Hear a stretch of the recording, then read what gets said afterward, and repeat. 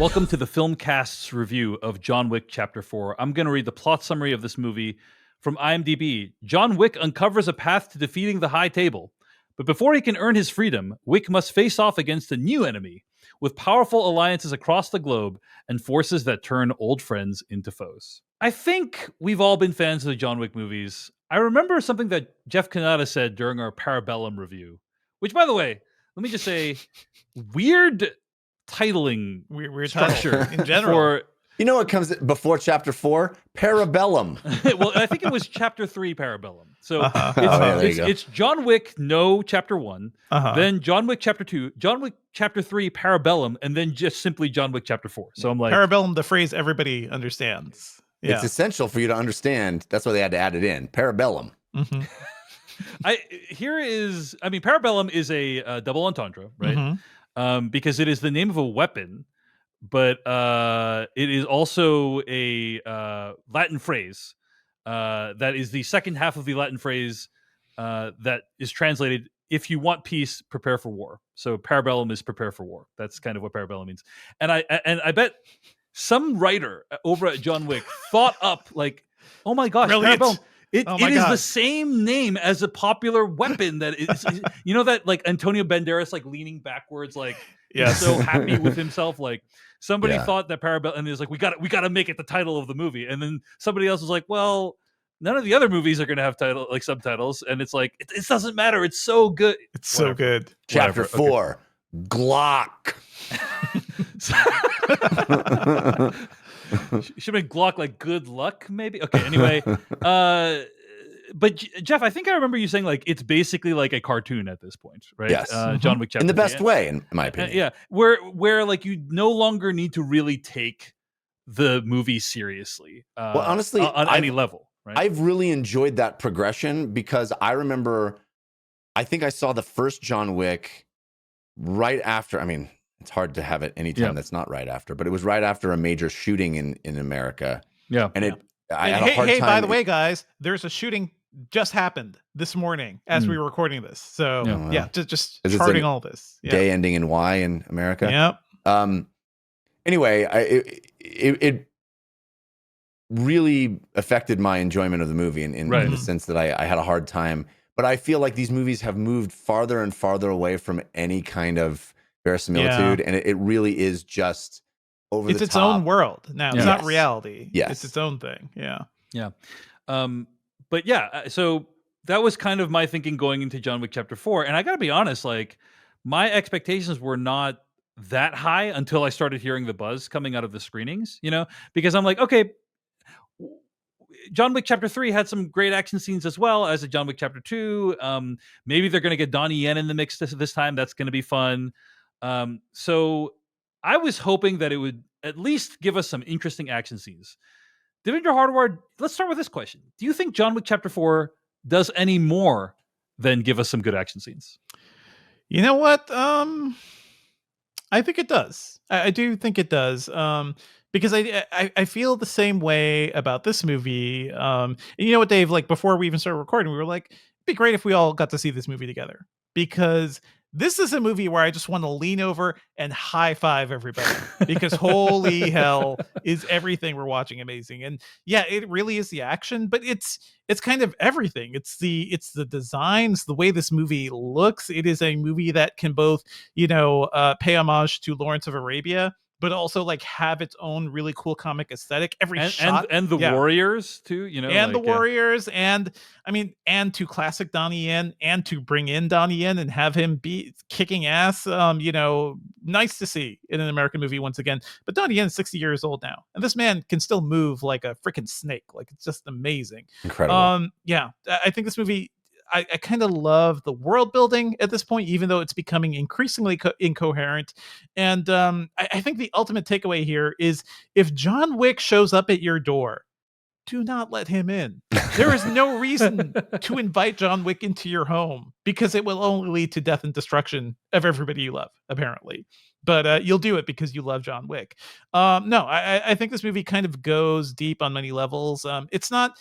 plot-wise, it's a mess. I think plot-wise, it reminds me of maybe something like Fury Road, because this is a movie that just gets going. Like it gets started, you're going on the fetch quest, you're going for one thing, oh, you got to go do this other thing. It's very simple plot wise, but what it means character wise, like the relationships between these characters, I found really compelling. Donnie Yen's character, who is ostensibly, the main villain or one of the main antagonists for a while, I think is so well done. And I think he imbues a lot of like pathos into that character too, of somebody who is kind of on an alternate path that John Wick is. And it's like, you don't want to see him die. Like these two guys are like, I kind of want Donnie Yen to win. Kind of, Yeah.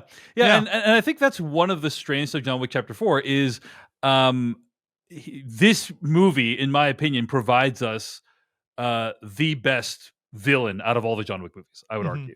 Well, we did get Mark Dacascos last time, and he was the ultimate fanboy. So totally. I also feel like increasingly these movies are just made for me because nobody's talking about Mark Dacascos, right? And then Mark Dacascos appears in John Wick 3, and I've grew up loving this guy's movies. I remember, Devindra has been obsessed with Mark Dacascos for decades. So loved him forever. But but he's my favorite. But this Donnie Yen being the villain, or I wouldn't even say villain. I would say antagonist in this movie. Is by far my favorite, and that in and of itself makes it worth watching. And also like an actor, like the best martial artist we've ever seen in these movies too. Like I love Keanu. Keanu does some good stuff. Keanu still fundamentally an actor, not like somebody who has dedicated his entire life to martial arts and to making incredible action films like this. So to see Donnie Yen kind of have his moment, like this is bigger for Donnie Yen than Rogue One was, certainly. And also Donnie Yen in Blade 2. Always loved Donnie Yen Blade 2. He did a lot of choreography work in that movie too. I do love this being a great US moment for Donnie Yen. Jeff Canada, what were your thoughts? Well, Dave, not fun. I guess you could say my thoughts on John Wick Chapter 4 are best summed up in the form of a limerick. At 3 hours, it could well dispense with some story and brooding pretense. But I won't complain because the action's insane, going harder with each new sequence. Nice. Well done. Well done, Jeff. This movie's 3 hours long. It could easily be 2.5 hours long. Yeah. You could cut out a half an hour of literally people cut just out standing, the card scene, standing and staring at each other for minutes at a time. Mm-hmm. And I understand the movie's trying to create gravitas and emotional. I don't care. It doesn't matter. There's a scene where Ian McShane is walking for 30 seconds down the hallway, and you're like, well, but you know what? They went for it, and also that is an incredible looking hallway. Dude, the whole movie is incredible cool. looking. Yeah. The whole every single shot in this movie is incredible, lit, beautifully staged. It looks like an anime. It looks like a painting. It looks like composed frame from a comic book. It is every single shot. So yes, they all are incredible, but man, the movie didn't need to be 3 hours long. That said, like I mentioned in the limerick, I'm not complaining because holy hell, this movie brings it and it keeps bringing it. There was a moment at the beginning where I was like, man, I hope they didn't just have the coolest action sequence. Like, gonna be hard to top that one. You're gonna have that, and then they top it like 8 more times. It's mind-boggling. Like you said it so well, Devindra. Like I saw this movie by myself, but I wanted to be high-fiving people all around me. I mean, I was like jumping up and down on my seat during certain moments because of how off the charts awesome it is. The moments are punctuated in beautiful ways. The choreography isn't just slick action choreography. It's action choreography that tells a story. It's action choreography that has it has a 3-act structure. There's a sequence at the end that we'll talk about that is so brilliant just from a storytelling perspective about, a character trying to get from one place to another. Yeah. It is full on Looney Tunes too. It's a full on Looney Tunes cartoon. Yes. But I love it. Yes. And so fun, so much fun. Every second is so much fun. There are flourishes constantly. You keep thinking you've seen the most incredible thing the movie's going to show you, and then it one-ups that again and again. Like if I had a gun to my head, and John Wick was on the other end of it, and he said, pick your favorite action sequence from this movie, I would have a hard time doing it. I mean, there are so many just brilliant, I've never seen that before, or if they're doing that in a way that I didn't know that I wanted. Like, it is just balls to the wall, over the top, beautifully shot. I don't know about you guys, but I saw this at a press screening in an IMAX theater. They played it in IMAX. Yeah. And oh man, what an awesome movie to see at that size and scale with that audio. It's great. Now, is it a good movie? Like, okay, it's fine. Is it the greatest movie ever made? It might be the greatest pure action movie ever made. It is up there as like with The Raid and I don't know what else. It is, from pure action sequences, it rivals anything you want to put up against it. Like, it is that good. But if Devindra mentioned this, it's all nonsense. It's all gobbledygook, and ultimately, I don't care about any of it. We have Bill Skarsgård playing a mustache twirling villain. Who cares? Like, get off the screen. He is having fun. Like, I do like that people are having fun. They're not just like, they're not bored in their roles, and I feel like that is a thankless role that somebody without those flourishes would be a lot more boring. You know? But you guys are so right about Donnie Yen. It feels like he's the only guy that could have stepped in and elevated this series in the way he did. And every moment that he's doing an action sequence, he's also acting. He's like, the way he does the moves is incredible because he's conveying something every second. There are times when he's sort of like nonchalantly, doing it. There are other times where it is the most intense, most important moment for him. You see him thinking. Like, it's an incredible action performance by him as well. And Keanu at like pushing 60, I don't know how much of this movie is him. I think a lot of it, clearly, as with all the John Wick movies, I'm sure there's a large chunk of it that isn't him. But like, there are long takes that look like it's him, and he's just nonstop doing it. And dude, the movie is, I love how the action is shot, how it's presented to you. You see it, you comprehend it. This movie rocks so hard. It might be on my top 10 of the year just for how much fun I had. Wow. Absolutely. Over at my free newsletter, Decoding Everything, which you should check out, it's completely free, at decodingeverything.com, I wrote about Roger Ebert, and I was watching the special features for Dark City a long time ago, decades ago. And I remember him talking about how, like, in Dark City, the Alex Proyas movie, great film, right? Kind of got swallowed up by The Matrix when it came out around the same time, even though they're both similar premises. And he was talking about how, like, Dark City is a very generous film because it will show you, like, there'll be like a camera movement that sweeps down the street, and you'll see like all the little stores and the signs and the lights and all this stuff. And it's just like, or you'll be inside of a structure and the camera will move in such a way that you can take in all this detail. Like, and it's like, they don't need to show you those things. They do it because it's like generous filmmaking. They want you to see more of this world, right? Generosity is the word that comes to mind for me when I think of the John Wick movies, because every single action scene of every John Wick movie always starts with the premise: how can we show the audience something they haven't seen before in the John Wick series?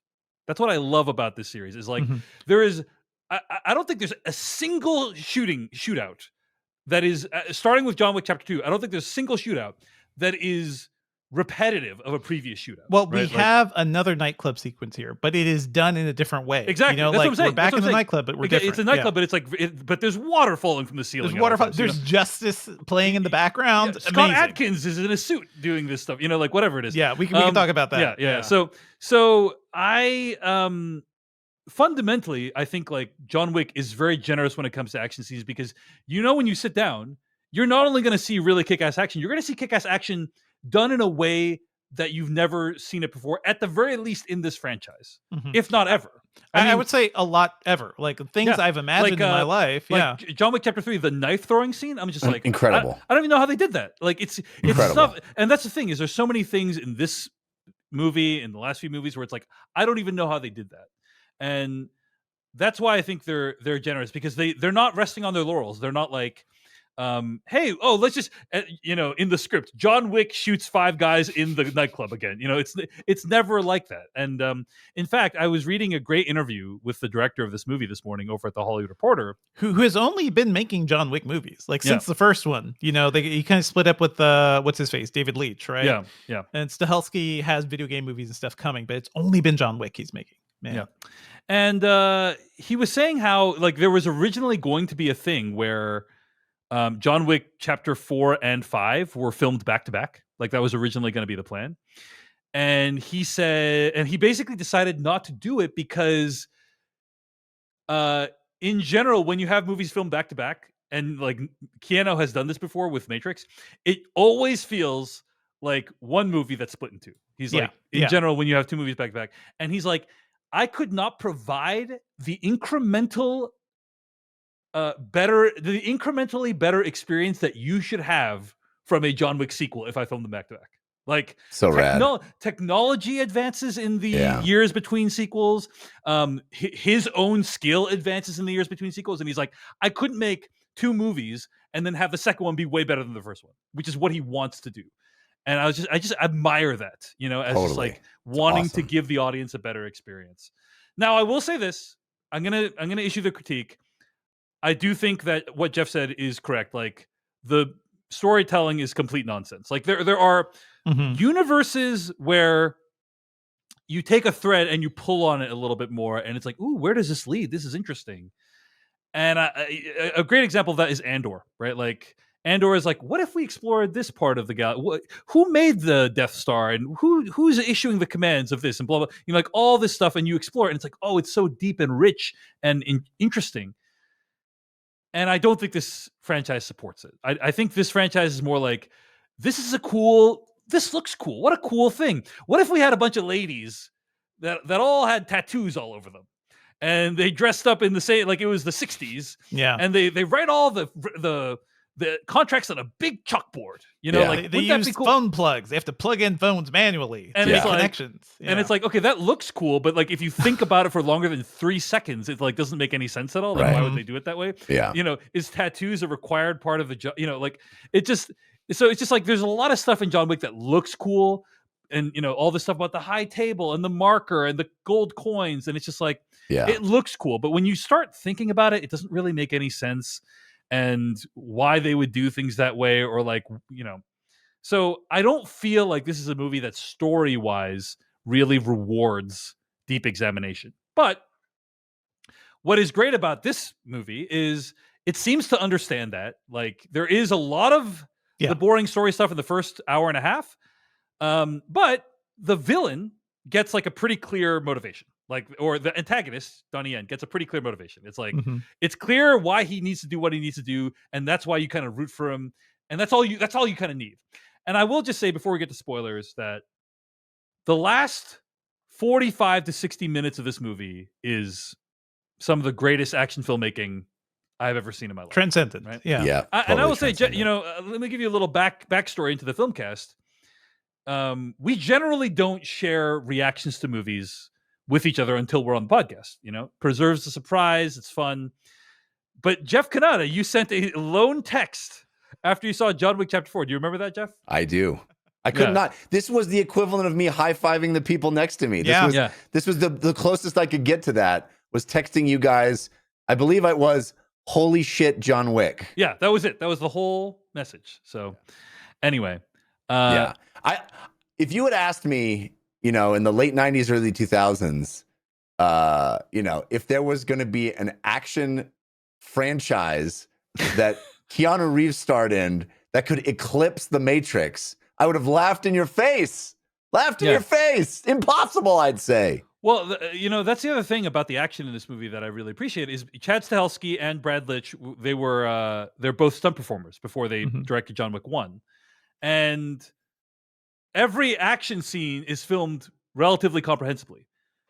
medium to wide angle, largely stationary shots if they can do it. Sometimes it's a moving shot if it's attached to a car or whatever. And fairly long continuous takes. Yeah. Not oneers, because apparently the director doesn't like oneers where it's like 10 minutes one shot. He doesn't like that. But there's a lot of like long continuous takes where you can appreciate the artistry of the stunt performing going on. They look exhausting. They look the idea of them doing that and then going, okay, let's do it again. Let's take two. Just like I can't imagine how grueling. I mean, we talked what is it, last week, the week before, whatever, about the there being an Academy Award for stunts in a film, and great stunt sequences and stuff. It's like all of the unnamed dudes that get the crap kicked out of them or shot in the face or whatever it is in this movie, they need a round of applause. I mean, Donnie Yen, Keanu Reeves, they're awesome, but man, there is an army. There's a whole army. Yes. In this interview, he said 5 countries, 100 days of shooting, mostly at night, and 200 stunt performers helped to make this movie possible. So and you see, incredible. I mean, you see it. It is not. None of that is disguised, right? You see just the Herculean effort of people throwing themselves off of things and downstairs and all that. It's like it's incredible. Yeah, indeed. All right, let's get to spoilers for John Wick Chapter 4, starting right now. I think we should start with probably the biggest spoiler, which is that John Wick dies at the end of this movie. And it's quote funny. Unquote dies, but It's fun. So it's funny because I rewatched John Wick 1 last week, which is like an extremely grounded movie compared to this. And almost 45 genre. minutes of grief. Yeah.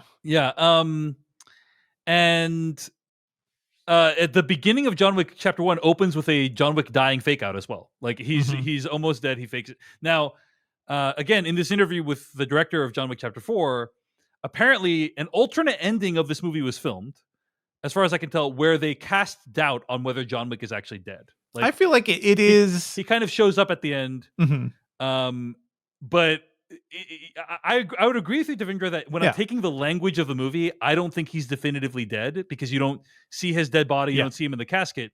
That said, I think according to the filmmakers, he is definitively dead. I think this is a great ending to close the book on a great cinema action hero. If they made more, I feel like it would feel a little cheap. I feel like the way the movie is talking to you, I think he makes peace with his wife. He makes peace with all of that. It's like this, and also, what else do you want from them? I mean, I would love more of these movies if they could top this. But my God, I feel like this is a worthy conclusion to John Wick's story. I think it's a worthy end to the character. He doesn't necessarily have to be dead though. Like if this is a fake death so that whatever is tied to the table doesn't come after him, and they bring out the character in like 10 or 15 years for him to mentor a younger, person in this world, I would totally buy it. I would totally believe it.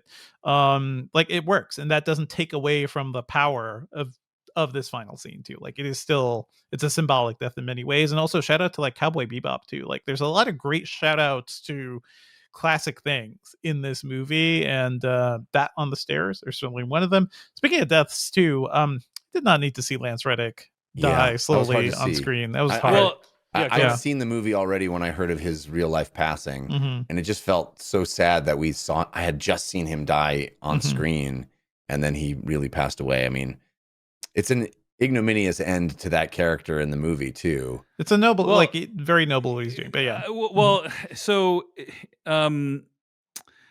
again, referring to this interview with the director, he talked about how they needed to kill that character off because it sets in motion all the events of the If they hadn't killed that character off, then theoretically a bunch of the stuff in the movie wouldn't have happened. Like, it raises the stakes quite a bit. There had to be some kind of punishment for what had happened in the last movie.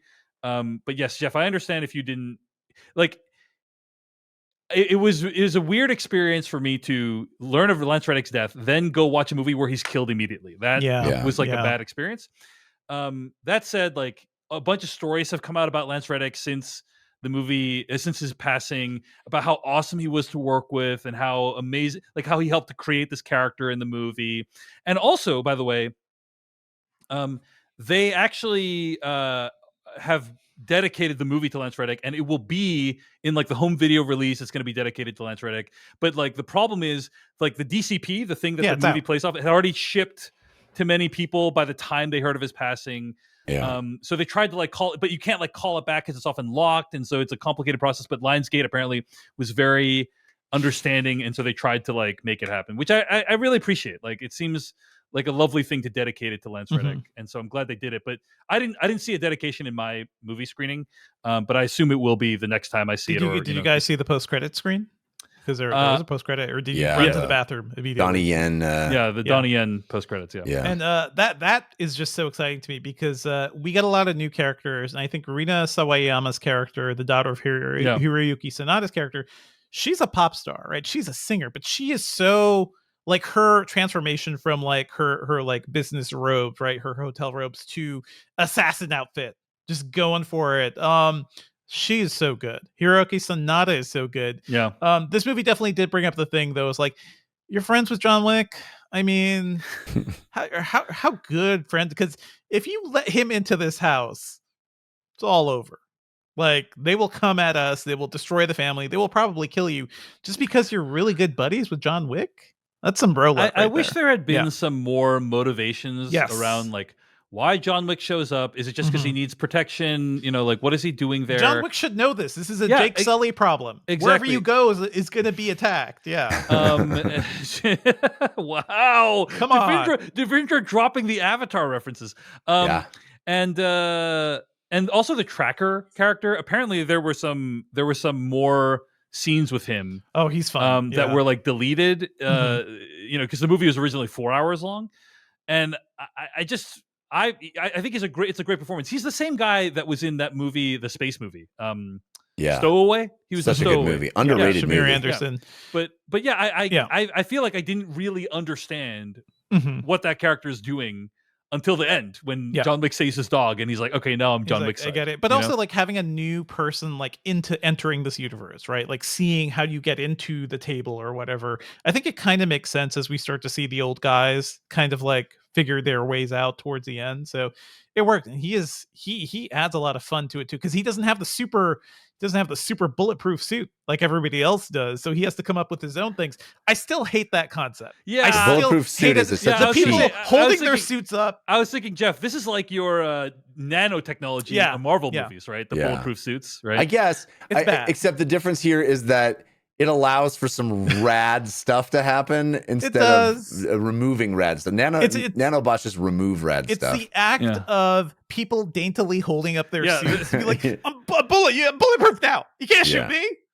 I mean, that's why it's a total, it's a total superhero movie. It's like a nonsense movie. But because it's like if you're really trying to protect yourself, you wouldn't be wearing a suit. Like you would be. You'd wear body armor all over. If that suit, then I mean, the physics of that make no sense whatsoever. You should be recoiling. You should something. I think the reason they have that concept in this world, right, is because they want guys in suits shooting each other. Yes, like exactly. That's all you want. Yes, if they want. The dream. It doesn't make sense because if the guys in suits aren't shooting each other, you can't have cool moves. They're like ducking and covering behind the thing. So they need to be able to like engage in hand-to-hand combat. Right. I get it, but I agree it looks very silly, and I feel like they had that kind of less and less as the movie went on, which I appreciated. I don't know. I felt like it kept going. He kept getting issued new suits when like John Wick still has the suits, but like his enemies. Well, the funny part is the end. He is given a non-bulletproof suit, which is funny. It's like you got to put on this one, buddy. It's like nah. I do remember when we reviewed John Wick 2. I'm like, I love this movie, but this is a very dumb concept. It takes us down a dark road, and we're still doing it. But no argument. Fine. But man, if that's the suspension of disbelief I need to have to let him shoot point blank at people for 40 minutes, I'd totally be down with it if they were not daintily holding up their overcoats. Like, ugh, shielded, shield. No magic bullets for me. We should talk about the individual action sequences because like the nunchuck sequence, amazing. Good stuff. Unbelievable. Not since Bruce Lee has a character made nunchucks look cool. Yes. as Have they you do in this guys movie. ever swung nunchucks? Yeah, I have. Yeah. Have you like trained with them, Jeff? Like actual No, wooden not ones? trained with them, but I picked them up at the store and Yeah, played with them. Yeah, like And you that. go, oh, ouch, ow, Ouch. But if it's a wooden one, so when I was a kid doing martial arts, and I did it for like 5 or 6 years, but by the end I had wooden nunchucks, I had metal sai and stuff. But the nunchucks are just like, you got to be careful, because you gotta be really careful how you're swinging that, because you can easily concuss yourself, like so easily. He was saying So, how man, like I was watching the making of John Wick, and it was like one of the hardest parts was when you hit someone, it bounces back. Like it bounced, and it was very hard for Keanu to apparently like master it in such a way that it would hit him and not hurt himself. I love the like constantly putting it back around his neck and doing other things and then taking it back up. It's like it was so awesome, and all the shattering glass around, and dude, Donnie Yen putting doorbells up around the wall is just like, wow. Like I wish he had done that rad. throughout the movie. Honestly, I agree. That would have been I like agree. really cool. Yeah, I agree, because I felt like at a certain point they just gave up on him being blind at all. It's just sort of like he's always kind of feeling it. Like the one thing I embodying didn't the one thing I didn't understand about Donnie Yen being blind was, how does Donnie Yen know what his cards are when the cards come down? Like everyone turns over the cards and then he knows what his hand is. That was the only moment where I felt like I wasn't sure what, like he guessed, he's like, oh, you have 5 of a kind, you're cheating. Like that's fine, he can guess that. But like, how did he know what his own cards were? That I didn't that get whole that card thing was. Maybe they were. I did not like the cards. It was dumb. Like, no. Only in a movie does everyone have a great hand in cards, But yeah, it doesn't matter, because it ends up being the implication. The implication sequence. is that he has controlled. Scott Adkins has controlled the cards, right? Well, of course, yes, but to what end? Like, just love win. seeing just to give him a little, just to give him a big. Nobody's upping the ante. Like the whole point of giving somebody a good hand is so they think they have a good hand, so they can up the ante. But we're already playing with the highest stakes possible. Yeah, literally Jeff, life and death. The whole series is clearly about how villain characters value theatrics over actually getting the job done. 100%. Scott Adkins could have just killed those guys right off the bat. But he's like, no, we're gonna play a little. We're gonna have some fun. We're gonna have a little card game here, and then gives them an opportunity to figure out what's going on and escape. So. I love finally seeing Scott Adkins in this movie. Did not love that they had to put him in a fat suit too, because it's like, not great. I get what they're going for. I miss the days of like Sammo Hung, like who is a big guy but still could kick ass and make really cool action movies. But you get a guy who can be that. You don't have to dress up Scott Adkins to do that. There is some good physicality to it. Like when he is like flipping and kicking in the suit, like it's a sight to behold.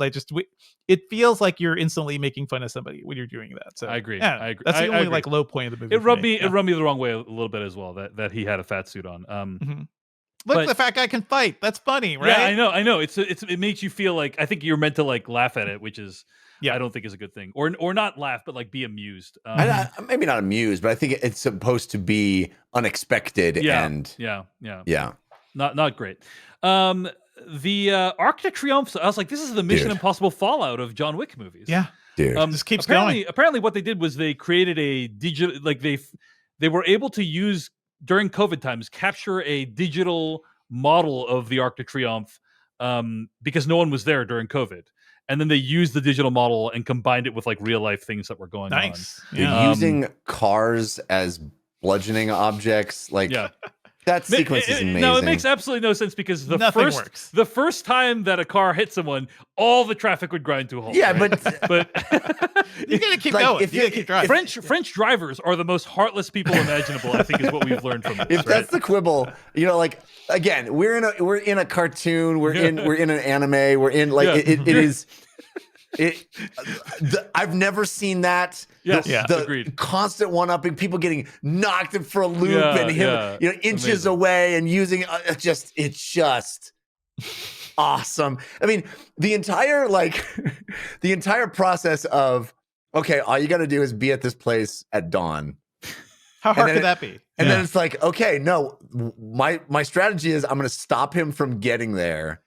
That notion, is such an awesome setup for the next hour of the movie, and what he has to constantly go through, and then the staircase is like one of the coolest things I've ever seen. The part where he gets knocked back down all the way to the bottom, and you just see set him up roll and payoff. roll, Really roll. easy, a simple setup and payoff on that. It's so beautiful because all you want is for him to get to the top, and he's worked so hard. He's worked so hard. He's so tired. Yeah, he just rolls all the way to the bottom. And you're like, oh my god! And you feel like the movie's gonna go, okay, well, we'll get him there a different way. No, we're just gonna fight our way back up. It is very much The Simpsons Homer falling down the Springfield Gore. It's like, ooh, ooh, ow. That's all I hear the whole time. I mean, what a brilliant idea, so masterfully executed. Like, bad guys need to stop sending multiple assassins after one person, because at a certain point they just start getting in the way of each other. But Jeff, you talked about the upstairs sequence again. Agreed, really cool sequence. But we have not talked about the most mind-blowing sequence in the whole movie. Fire gun. There is good. There is a weapon in Call of Duty's this season of Call of Duty Warzone that is informally called the Doof Doof. I don't know if you guys have heard of it. No. It is a shotgun that fires incendiary rounds. Yeah. And it is called the Doof Doof because it makes it like a doof doof noise, like you can fire 2 cartridges basically at once. And it was ridiculously overpowered. Like, you walk into a space with the Doof Doof and you're like igniting people left and right. It's like, so they actually nerfed it in a recent update. But I love that weapon because it's like really cool to use. Yeah. And then to see the Doof Doof in a live action movie. Yeah. I was like, and so then I was like, okay, they introduced the Doof Doof. I'm like, super cool. Like that's already in and of itself awesome. But then for the movie to transform into Hotline Miami, totally. The first kill with the Doof Doof, the so-called Doof Doof, the first kill with it, where the guy literally explodes into fire and is riding on the ground. I was like, wow. Yeah. That was awesome. Wow. Thinking Amazing. to myself, done with that weapon. Done with that. Yeah, we're done with that. That was the payoff to that setup. But then you have 10 minutes of him Hotline Miami style, over the top, top to going from room to room, just obliterating everything. And so much fun. And I was thinking to myself, like, why haven't I seen this before? Like, why haven't it has been done in a Donnie Yen movie, Dragon Tiger Gate, before like Flashpoint, before that one like really took off. So it is both. Well, the director was saying that like, for like hand to hand, it just looks better if you're close up into the side or whatever. Yeah. And then for top down, like with normal bullets, you don't really see what's going on. You see like a little muzzle flash, and then like you see someone fall over, but it's like not as visually interesting.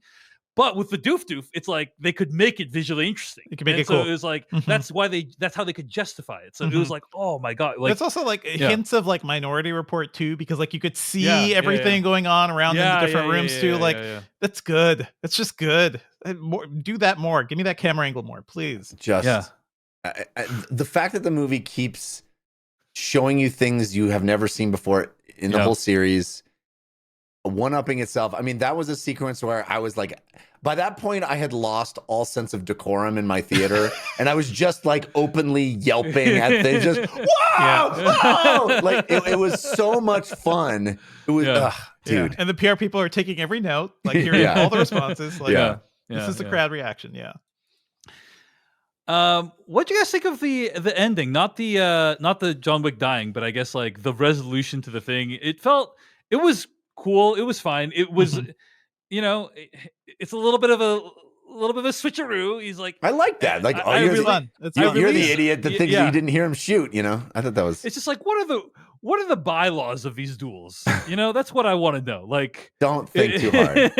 Don't think John Wick 4. Don't think too hard. It's like it's basically like the rule is, as long as you still have like anyone who steps on that dueling field is fair game, as long as you still have a bullet in your gun. Well, the funny thing is Clancy Brown at the end going like, well, there you go. Everything's resolved. It's like, what? Why? I do like Clancy Brown was like, I don't like this guy. I don't like this guy at all. I want him to lose. But I feel like if anything, that makes everything worse. He just broke all the rules. But and that's the end of that chapter. Clancy Brown's like, well, we absolve you of all your crimes. You did it. You get a hotel and your daughter's safe. Everyone wins. You get everything you want. I'm trying to put it. There's an article at The Ringer that's like trying to figure out what the exchange rate was of the gold coins. Like 1 gold coin can pay for 2 nights hotel, a drink at the bar, a body to be taken away in the van, like all these things. So like I'm trying to figure out what the rules of the high table duels are, right? And so it's like, okay, so you have a gun, and then but then if somebody comes in from outside to try to attack you, then like, they're why fair not, game. Why not just shoot him first instead of shooting Donnie Yen at all? Like, why? Right, well, it's because he interfered with the duel, you know, and that's the rule. And then also Donnie Yen was seconding for him, so he is part of the duel. Right, Marquise and then was part of the duel. He was the champion for him. And then also, Bill Skarsgård says, "Hey, Donnie Yen, you and your daughter are released. So you're good. Anything you say in the duel is binding. Is That's binding. binding. It's binding. You There's can't. No take backsies. No take backsies on that. I love the scene where they're just like deciding the duel. Like, where is the duel? Okay. Oh yeah, what are these freaking gold plates? Like, are they playing high card? Like, what is?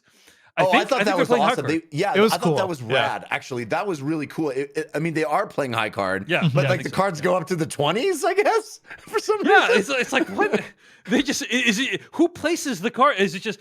I feel like there was a missing scene where they randomized the gold cards and like put them in, because it's like, who put these here? Like what if my numbers are just higher than yours? Like, the entire John Wick universe is just pomp and circumstance for no reason. It's just tradition and ornamentation. But it's people believing the rules too, which is kind of funny. Like, the rules have power. When John Wick killed somebody in the Continental, that meant something. So I do love how like this series like has balanced that quite a bit. And I just love how we live in a world where in the John Wick universe where like the Continental can be exploded.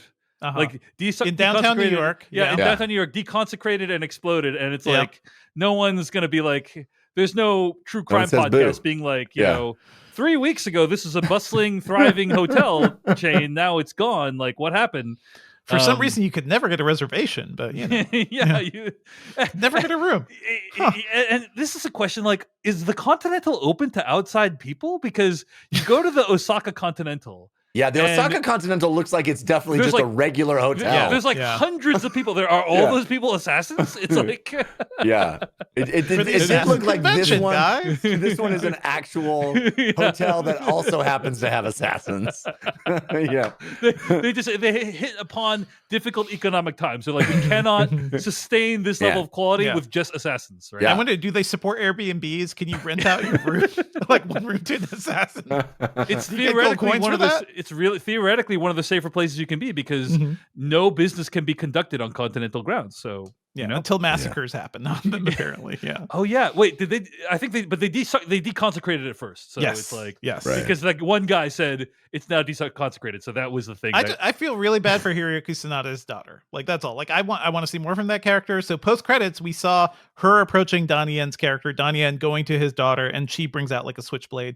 Yeah. Give me side stories. Give me more of this, and because I want more of this universe. There is a spin-off coming. Called TV show called Ballerina. That's set in the same universe. So I assume it will have similar action.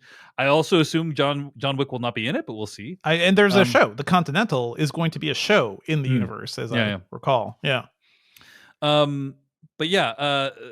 Also, I love that interaction with Donnie Yen and Hiroyuki Sanada where he kills him, and then he says to his daughter, like his daughter's about to like, throw hands, and he's like, live. He's just like, stop, live. Well, then he says, I'll see be you. waiting. Yeah, I'll be waiting. Yeah. He knows. Which is, totally the setup for Kill Bill, right? It's it's happened many, many times in movies like this. So I love to see it. And it's the way Donnie Yen handles that scene too. Like, it's Hiroyuki Sanada's, it's his honor, it's his nobility to protect his friend. And then it's like Donnie Yen being like, man, you don't have to do this. We don't have to do this. And it's like a resignation of that kill too. It's really fascinating. I mean, if I'm to think about like what the moral arc of the story is, like, there is an interesting story to be told about this guy trying to get out from the world that he was in, and then like his past comes back to haunt him, right? Like, and that's kind of what has happened for the first three movies. And in this movie, it's about like, theoretically, it's about John Wick realizing the cost of his crimes and his existence. Like, just him being alive is costing other people their lives, and he comes to terms with that in the course of this movie. I don't know that the movie really like nails those People themes. do explicitly tell him, when will this end? Yeah, because what is your goal here? The movie is so over the top that I'm not Yeah. I'm not like really feeling that's not what I leave the movie feeling. I'm feeling exhilarated by all the action. I'm not feeling like, wow, what an interesting meditation on like your past and the cyclical nature of violence and so on. So I was kind of feeling it because this movie opens with John Wick killing the guy in the desert, right? Like John Wick straight to the desert, killing the guy we spent all of John Wick 3 trying to get to, right? Just kills him right at the beginning. He's like, oh, that's a problem for you, buddy. Like what else is going to happen to you now, John Wick? And I think we start to lose sympathy with him in this movie. I think that is a purposeful thing. Like when he goes to the Osaka Continental, I was like, what are you doing, John Wick? Yeah. Leave your friends alone. Send them a postcard. Yeah. You don't have to go to their doorstep. So yeah, I felt some of that at least. I agree. There's enough of it that I'm like, oh man, like I don't think they really finished the swing from a script level, but there's so much at the same time. It's like, matter. Yeah, it's like it's such a remarkable achievement. It's like, I do. You're talking about people trying to calculate the value of the coins, etc. I would love for somebody to go in and find out Keanu's price per word in this movie, because I think he says like 16 words in the whole film. There's very little John Wick dialogue. I mean, he is not that he's not earning his paycheck with all the other stuff. I'm just saying. I love how the script is like, we don't need to hear John Wick talk. He's fine. Indeed. Well, at the end of the day, guys, I think it's really impressive, extremely impressive, that Chad Stahelski made a movie. Made one of the best action movies ever. Yeah, Indeed. Agreed. Thank you so much for watching this video of the Filmcast. Check out these other videos that we have available, and be sure to hit like, subscribe, and hit that bell icon to get other videos from us in the future. You can also go to thefilmcast.com to catch all of our audio podcast versions of all of our episodes. And support this podcast at patreon.com/filmpodcast, where you can sign up for ad-free episodes and exclusive After Darks. Thanks so much to everyone who makes the Filmcast possible.